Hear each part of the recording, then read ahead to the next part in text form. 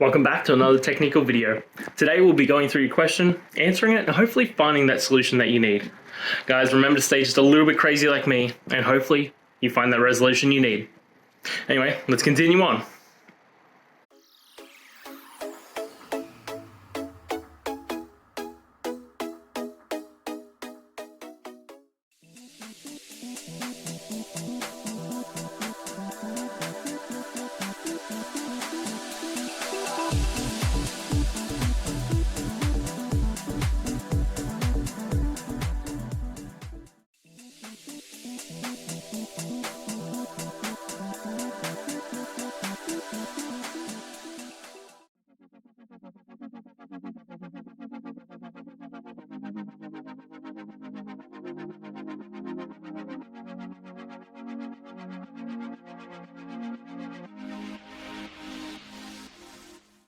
And that's it, guys. We've gone through, found the solutions, and hopefully answered your query.